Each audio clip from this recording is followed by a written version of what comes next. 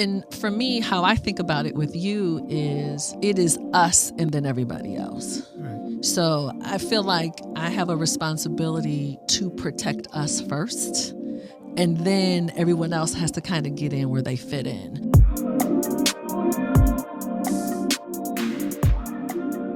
Well, hello, everyone. I'm so excited to welcome you to the Thank Me Later podcast with me, Jini, where we help you master your money and transform your life. We decided we were just going to kind of jump right into, I'm not going to call it a heavy topic, but a topic where we know people need to get focused right away, which is money and relationships. And I have a few stats that I wanted to share with y'all. So it says nearly 1 in 4 Americans in a relationship are keeping a money-related secret. Almost 25%, right? 42% of couples fight about money. 86% of couples who get married start out in debt. That is certainly stressful for sure. So I wanted to introduce my special guest today, who I call the love of my life and the father of my children. My husband, David Thornton. Hi, David Thornton. Hey, Jini. We're going to keep it formal today? Yeah. Just a little formal today. Formal. Well, I wanted us to start off this amazing podcast, but with this topic in particular, because we're getting ready to celebrate our 30th wedding anniversary. That is true. Yeah, we've been together for 35 years. Yeah. I've known you since you were 16 years old. Sure I was 14 years old. So in the words of Jeezy, I kind of think we've seen it all financially. Like we have... Quoting Jesus. Happen to know Jeezy well. But I say that, though, because we have been broke together. We have struggled together. Mm-hmm. We have won financially together. We have raised kids together. Like you name it, in these 35 years, literally, we have seen it all. And when I tell people we've been married this long, they're always shocked that we've been married this long. Right. And so I just feel that we're in a position to really help a lot of couples, whether they're married or whatever phase of their relationship. Because if they can get the communication right and money right, I think they have a better shot to getting where we are right now. That's true. I used to work with a friend of mine, and we would sit and we'd have discussions, and we were like, you know, if we're not arguing about money, we're not arguing. Right. So money is a key factor in a relationship, whether the success of it and other things, but money is a key factor. So let's kind of just set the stage about our relationship, just to kind of give people some context of, you know, kind of who we are, how we, you know, ended up where we are. Just don't go too deep.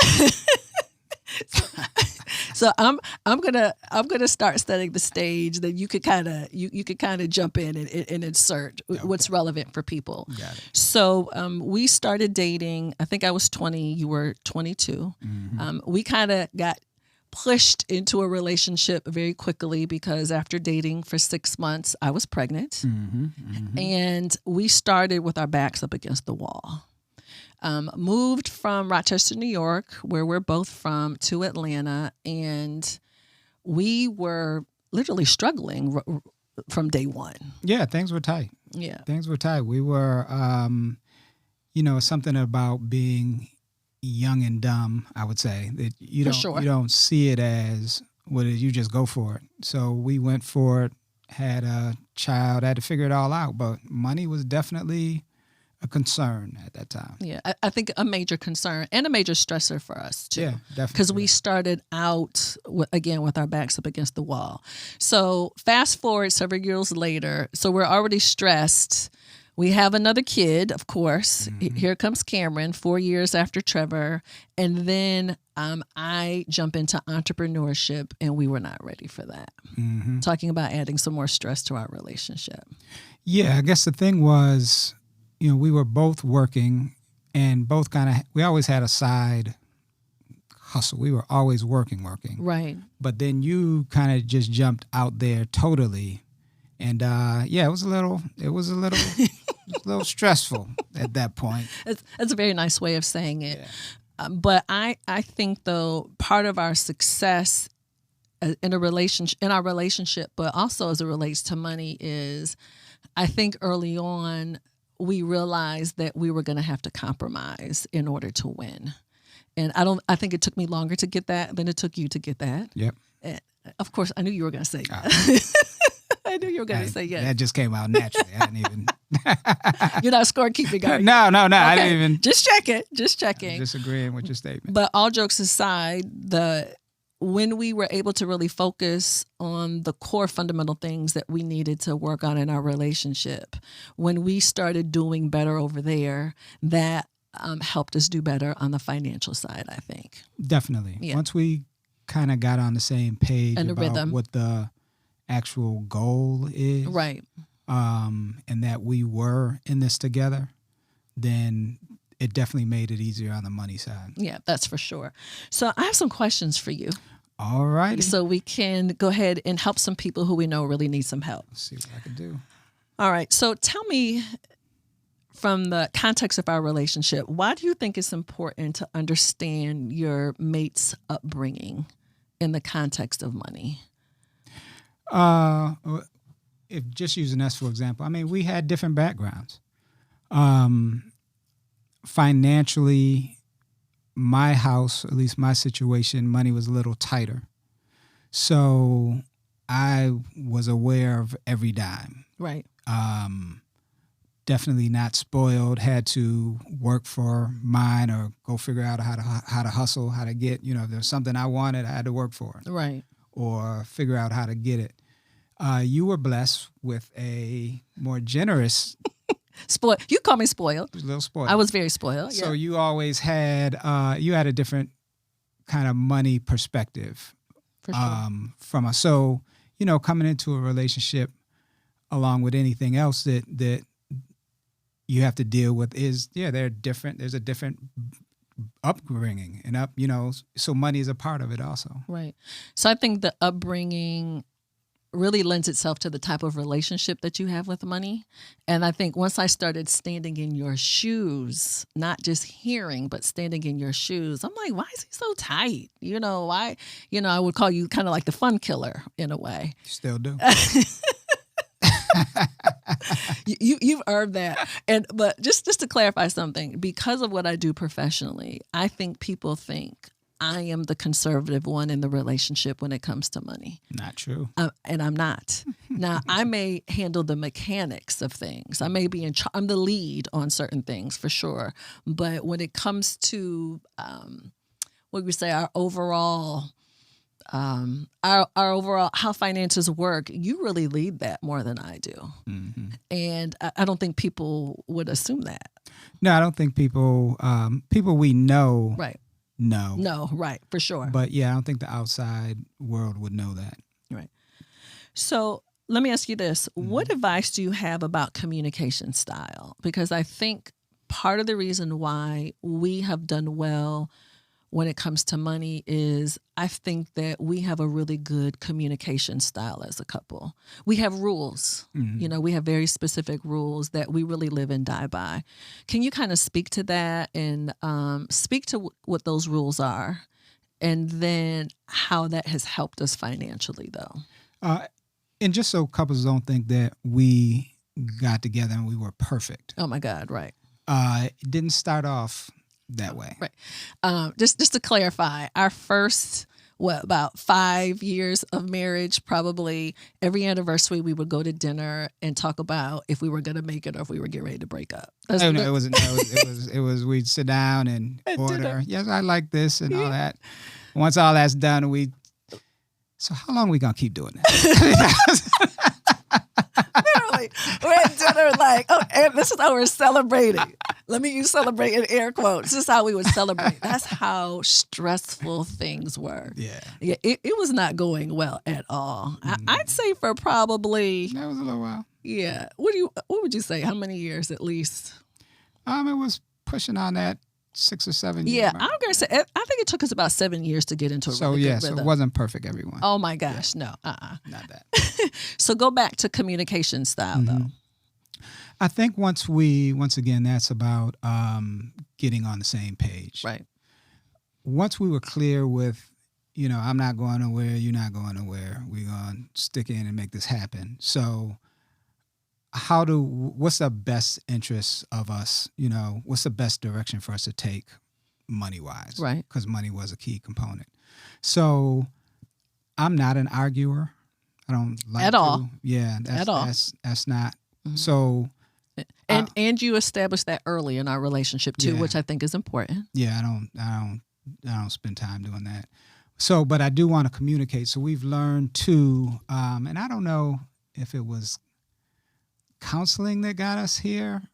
I actually think it was before counseling, because what I do appreciate about you and our relationship is that we don't argue, but we do disagree, though. Yeah. Yeah. But we just know how to disagree respectfully. Mm-hmm. And you were just very adamant about what that looked like. Mm-hmm. And I was the woman who needed some help with that. So I wasn't an arguer, but of course I was used to kind of like freestyling, doing my own thing. And I had to check that. Shut up.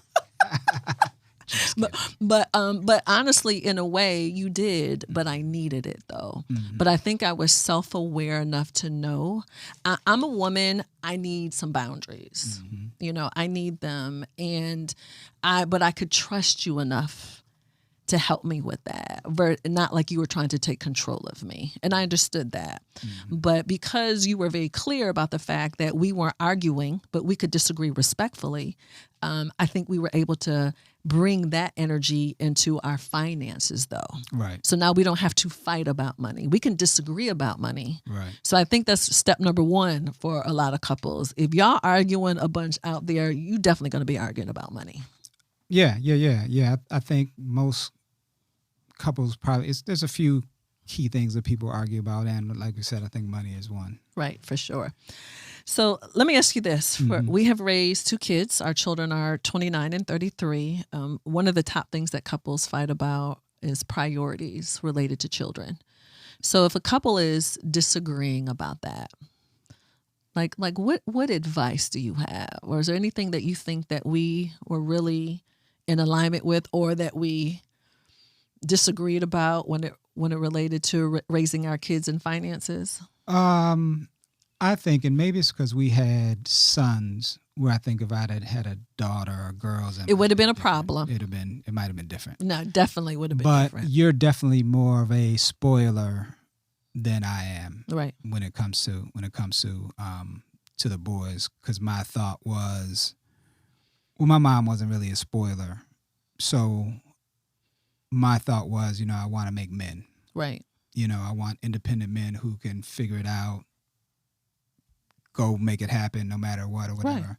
Right. And you coddled a little bit more than I was spoiled. I grew up spoiled too, though. Yeah. Yes. Yeah. So I think that's an issue where, how do we handle that?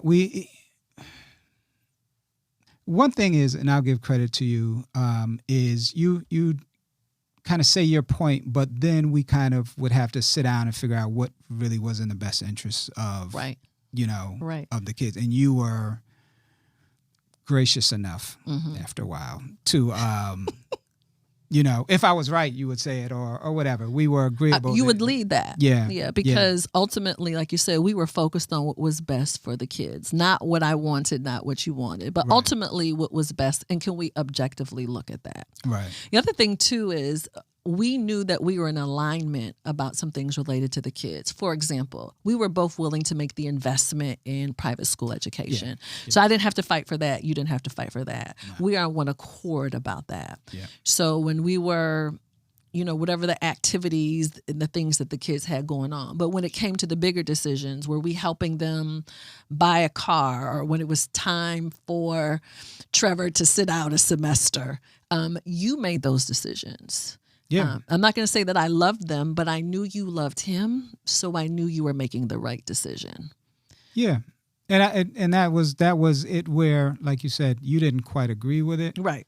But you understood that, and I think parents and couples will understand that is this coming from a place of love? Yes. And if the question is, if the answer is yes, I'm not trying to punish my child when I make a decision like that. Yeah.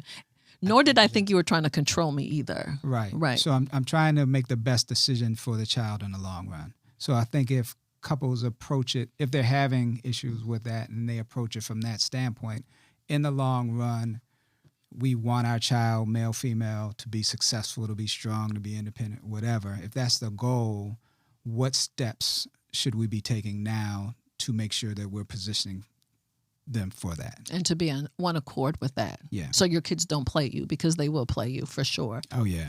All right. Another question for you, David Thornton. So what advice do you have for couples when it comes to their respective families and money? So when you think about, you know, you got your side of the family, I've got my side, like why are you, I'm feeling like guilty, like I did something wrong. What? No. What are your thoughts or your advice on that for couples? This is all the way around. My thought is keep your family out of your business. All the way out. Yeah. Yeah. I think that's part of the reason why we have made it. Yeah.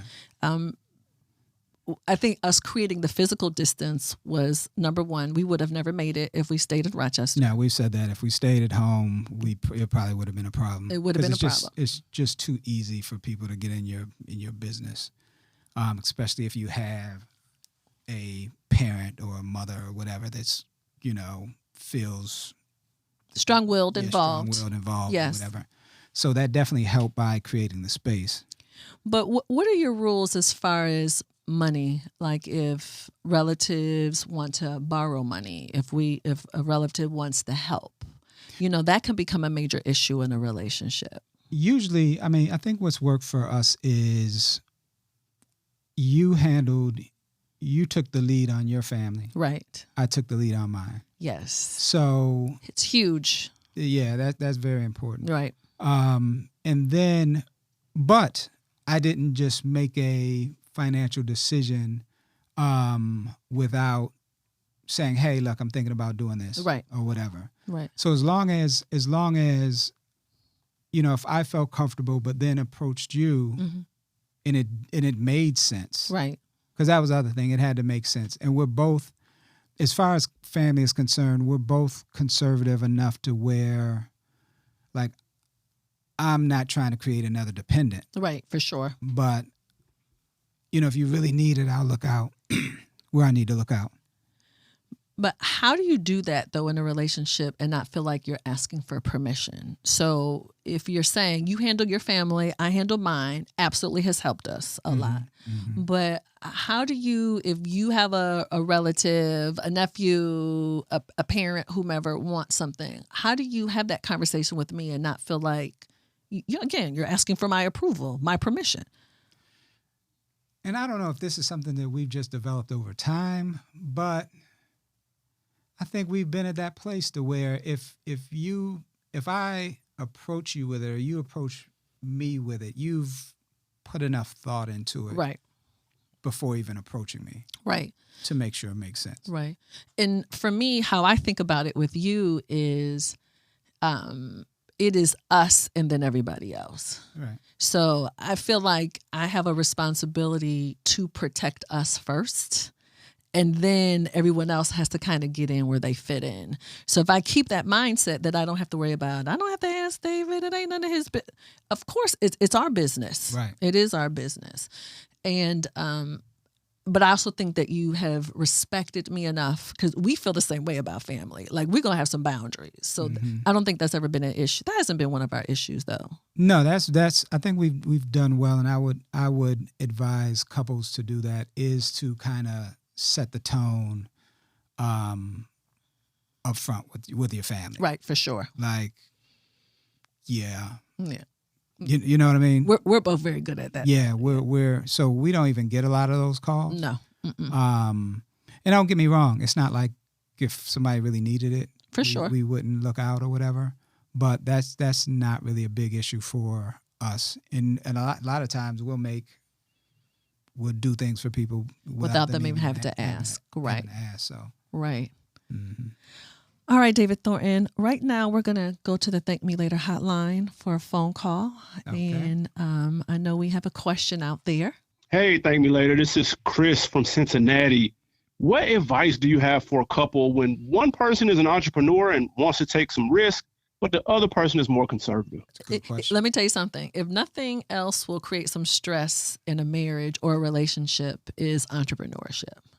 And I don't think people talk about that enough. Yeah. You know, they just, it's a great idea. You should do it. Yeah. The stress level goes up a whole lot. It does, especially like even when you jumped out. Right. At first, because you were in the corporate world. Had great job stability. Yep. Yeah. Which we needed. Desperately. We had 2 kids. And so I was kind of straddling the fence at that time. I'd always worked, but I always had some type of little side gig type thing. Right. But when you jumped out there, and people don't realize it's about entrepreneurship, in your head, you're like, oh, yeah, the money should be coming in about, it's perfect. It's always going to work out perfectly. Right. It'll start rolling in. It does not happen like that. No. It's and I tell people, it's whatever you thinking, double it. Yeah. It takes twice as long and it costs 4 times as much is what you think. So there's a little stress to it, but that's a good question, Chris. So one thing that I think about is the importance of communication. Oh. I feel that you have to over-communicate, and there's some accountability there because your mate who is not that entrepreneur, if you're keeping them in the blind, that is going to create fear. Yeah. So I think it's important to have regularly scheduled meetings, money meetings, just updates. Because a lot of times if you don't do that automatically, when they are talking to you, it's going to be under stress or duress and it's not going to be good. Right. So I think it's important to keep them apprised of what's happening. Another thing, too, based on what we did wrong or what I did wrong, I have to take responsibility for that because I jumped out way too early. We were not ready, nor were we financially prepared for it. That was the other thing I was going to say. So before you jump out, I think some basic math is required, which would give everybody a certain level of certainty, to say, hey, we can last this amount of time. We can cover this. We're going to pay this off. Right. Here's some things that we're going to do. Instead of me jumping out, I'm going to step down versus stepping out. Right. Because you have to know how much runway you have. Because that's the key that I advise people now is either make sure you have enough float to take you through that period of time because it's going to take a while. For sure. Or if you're working a job, I always tell people it's kind of the seesaw. Right. So before I took the leap out, I would start a business, get it up to the point where it was, if I stayed at the job, I was losing money. Right. You did it the right way. Yeah, I learned. I would say that try to stay at the job or whatever. And then build up that business enough to where as you're looking at it, you're like, okay, I can take the leap now because I'm already at what I was making. And staying there is actually costing me money. Absolutely. Mm-hmm. I agree with that. Thank you for that question, Chris. So, David, before we get back into the questions, I just want to share a few resources, Thank Me Later resources with folks. So for those of you who need some help, so if you are already arguing, you're already fighting about money, some regular counseling may be helpful because that's what got David and I on the right track. So through your EAP, which is your Employee Assistance Program, see what counseling services you may have access to. So again, please check out your EAP, your Employee Assistance Program. Number 2, I strongly suggest that you have regularly scheduled money meetings. So we typically meet, I think, Wednesdays and Sundays. Now Wednesdays and Sundays is our schedule. And when we started meeting regularly, it was not fun. It was not comfortable. I'm a CPA and accountant, but I dreaded it. But it was the emotional part of it. It wasn't the business part of it. Right. Now I look forward to it. Like you got to stick with it. You all have to have a regularly scheduled time where you meet. Talking on the fly does not work. No. It does not work. So that way you'll know when to bring up your questions, your problems, your issues. Some of y'all need to meet in public and not at home too. Just that way you can behave. Definitely that. We've had those seasons too. We have had those seasons too. We need to go to dinner. Yeah, got to go to dinner. But please, you want to have some regularly scheduled money meetings. And then last, please go to thankmelatermoney.com, which is our website. We have a couples guide for you. We have a guide for you about money meetings. And here's some resources, again, that are available to you. All right, David, a couple more questions for you. All right. All right. Money secrets is a big issue for couples. So that's on a spectrum. That could be shopping, or it could be your mate has debt or accounts that the other person does not know about. That's a problem. That's a problem. Mm-hmm. So when I say money secrets, some people call it financial infidelity. Like, how serious of a problem is that to you? Oh, it's serious because just like regular infidelity, there are repercussions to it. So if someone's spending more than they should be, it's going to affect the budget of the whole household. Right.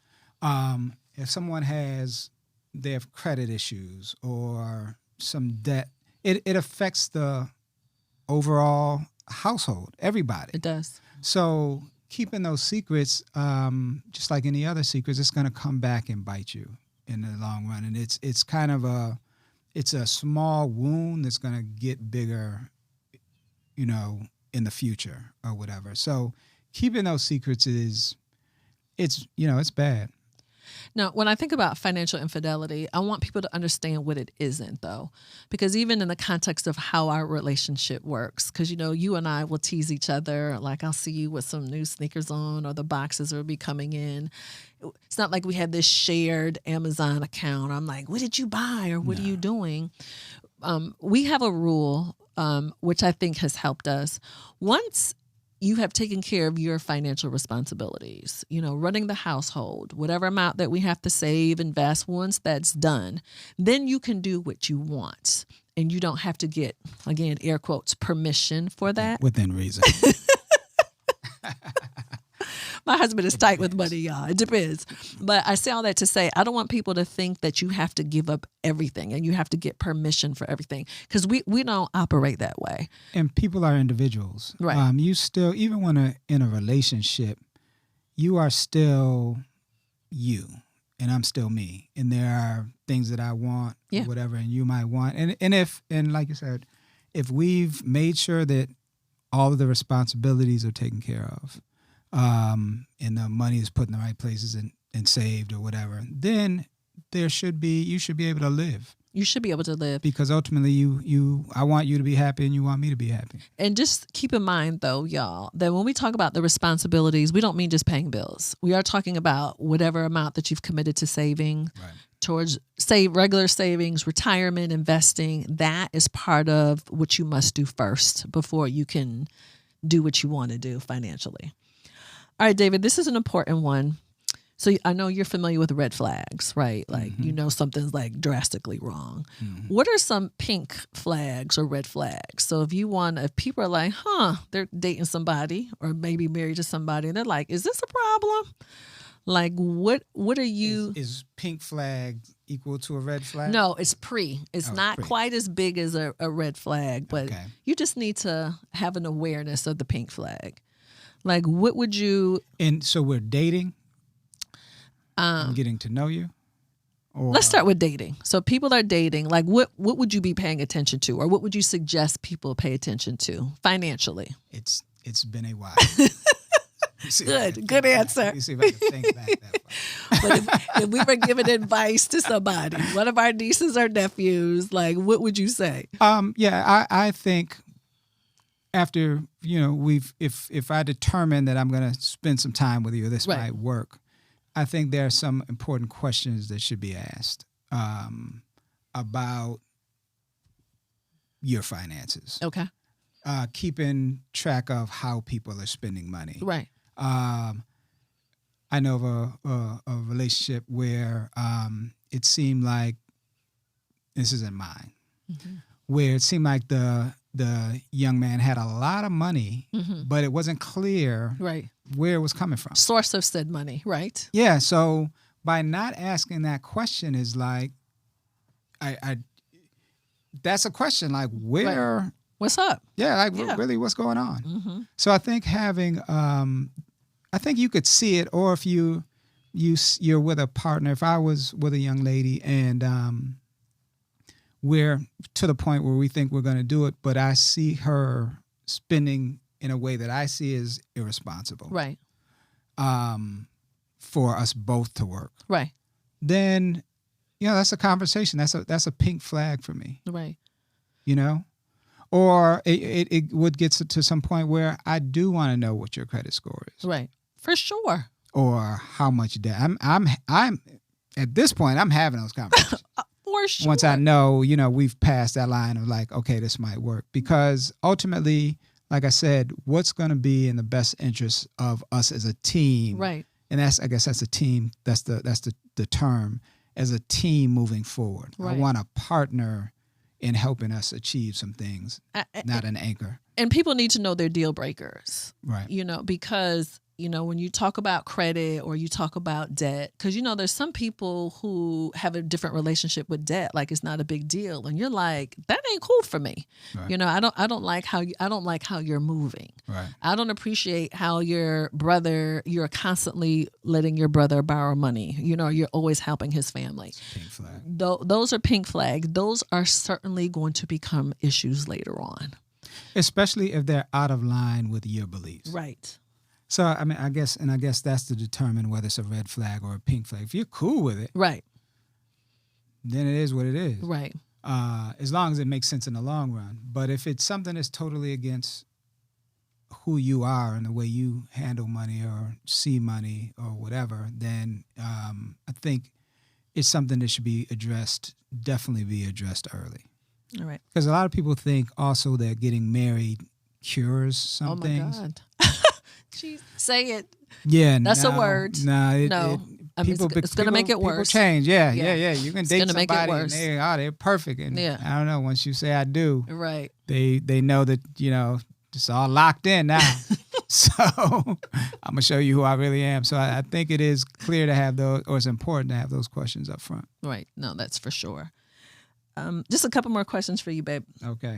So if a couple's already, right? You're doing great, by the way. You're doing great, by the way. Oh, look, I'm learning a lot from you today. So if couples are already fighting about money, what advice do you have for them? Well, what worked for us was definitely getting some counseling. Absolutely. We needed an independent person. We need a referee. Yes. And to be heard. Yeah, that was a safe place to be heard. And also you got to be careful with counseling, but that's a whole nother thing. If you find a good counselor, which we were lucky enough. Our first one, I think, saved our marriage. I think she saved us. If I would recommend her. Oh my God, she was phenomenal. Yeah, but she gave us the ability to speak independently or speak freely about what the issues were. Mm-hmm. And then we had to go back and, it was a process, but it gave us time to really understand what's hurting in someone, you know, or what their issue is, and then have to listen to it and work through it. So even money-wise, it was important for us to have those discussions. So if people are fighting, get counseling. Anything else? Any other advice that you have for them? Let me think about that. Okay. Only thing that I can think about is standing in the other person's shoes. Okay. Because I think you work so hard to get your point across, you prove a point, be heard, that you're not looking at it from the other person's perspective. Mm-hmm. And I think when you can do that, even in the context of finances, that's why it's important to know your spouse's or your mate's upbringing, or what their values are, what's important to them. Then you can understand why they are behaving the way that they're behaving. Right. Like I understood you more once I stood in your shoes versus like, that don't make any sense to me. Why is he saying that?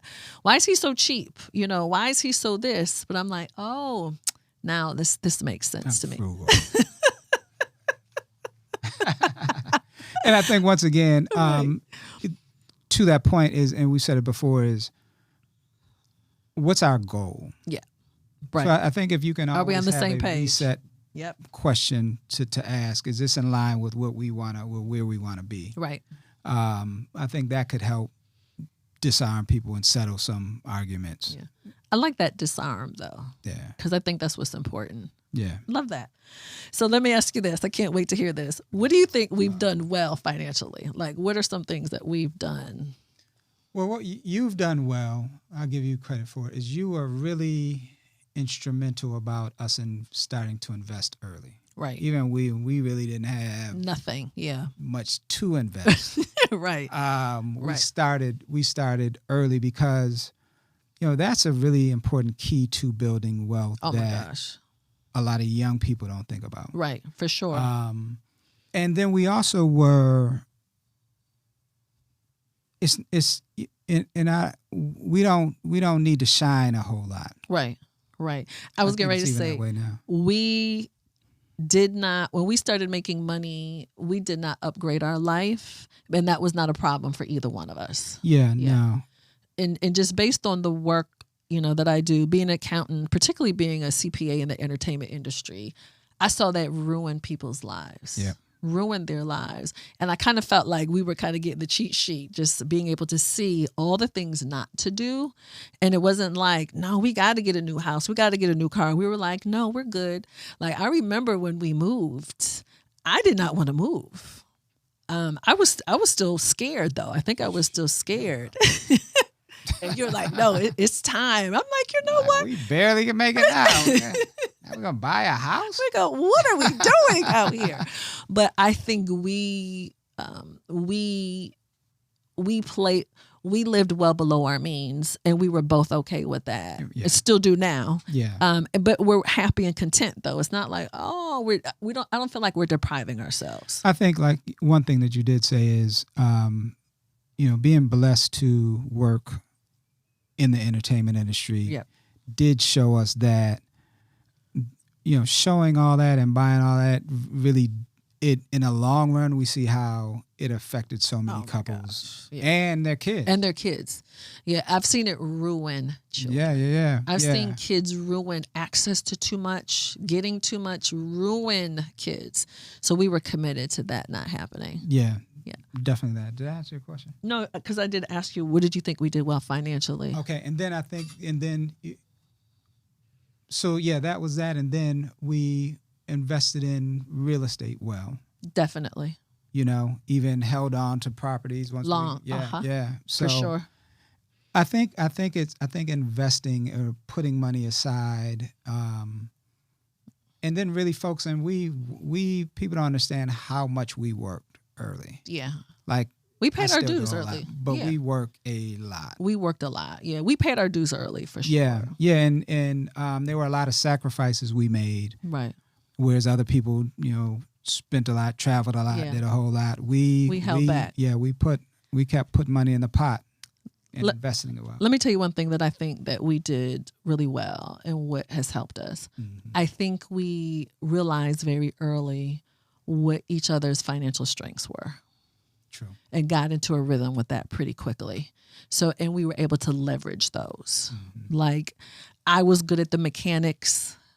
You were good at all the real estate stuff. Like, we naturally started leading in certain areas, not keeping the other person out, but it's like, you lead this, I lead this. Right. And kind of got on the same page. So I think we leveraged each other's skills and did not give the wrong person the wrong job. Like, you put me lead on real estate, it's just not going to work for us. Right. No, I think you're right. I think also that's true. Finding and letting people do what their strengths are. And then supporting them. Right. So let me ask you this, because I got to dig a little bit. So what do you think I did wrong? What do you think I did wrong? Yeah, we're recording. You are stupid. What I do wrong? Let me ask you that. How much time? What do I do financially that drives you crazy or gets on your nerves? What do I do? No, like I said, I think you you make quicker financial decisions definitely than you do. Than I do. For sure. Yeah, I think through every God. dime. I mean, if it can be thought through like 89 ways, he's gonna think through it like 175 ways. Got to. Oh my God. And I also I love bargains. Whatever. I'm not paying retail. No, you love bargains, and you love to repurpose things. That's your other. Yes, that's my gives you thing. A high. Yeah. Yes. And you don't think about that At all. I move on. Yeah. Yeah, I move on, which drives you crazy. Drives me crazy. Yeah, it does. Okay. Still. That's not that bad though. I mean, it's worked. Yeah, it's worked. Yeah, it's made. But even your free spending is not crazy. No, because I'm an aggressive saver. Yeah, yeah. If I can't do anything else, I can save some. And I know if you made that decision that we're good, it's sure. not going to hurt for us to make that decision. Not going to happen. We have been broke. That will never happen again. You know, we know what that is like, and we work too hard. I'm like, just to be cute, not going to happen. Yeah. Mm-mm. All right, I want to go over a few more resources again for folks. Some Thank Me Later resources, some next steps. All right. Okay, so resources again, everybody. Your EAP, your Employee Assistance Program, please tap in with them to check out if you can get some free or reduced counseling.